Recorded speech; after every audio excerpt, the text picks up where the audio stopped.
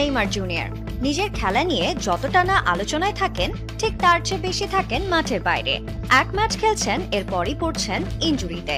আর যতক্ষণ মাঠের বাইরে থাকেন, তখন খবরের শিরোনামে আসেন ব্যক্তিগত জীবন নিয়ে। সোজা কথায় বলতে গেলে অনেকেই বলছেন শেষ হচ্ছে নেইমারের ক্যারিয়ার, তাকে দিয়ে আর কোনো আশা ভরসা নেই। কিন্তু একথা মানতে নারাজ সদ্য ব্রাজিলের দায়িত্ব নিতে যাওয়া কোচ কার্লো আনচেলত্তি।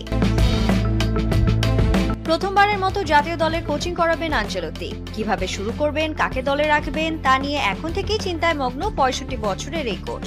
আগে থেকেই শুরু করেছেন হোমওয়ার্ক। জানা গেছে এরই মধ্যে ব্রাজিলের মেগা স্টার নেইমার জুনিয়রকে ভিডিও কল করেছেন আনচেলত্তি।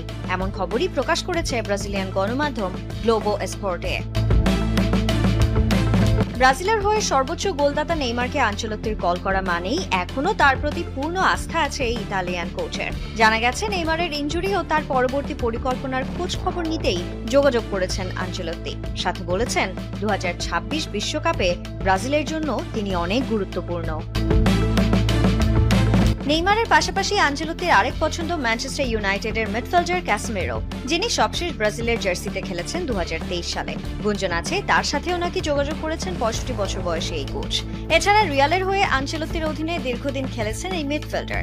ধারণা করা হচ্ছে অভিজ্ঞ এই খেলোয়াড়কে আবারও জাতীয় দলের ডেরায় ফেরাবেন ইউরোপের সবকটি ট্রফি জয়ী এই কোচ। আরেক সাবেক রেড ডেভিল অ্যান্টনি, তার দিকেও নজর রাখছেন আনচেলত্তি।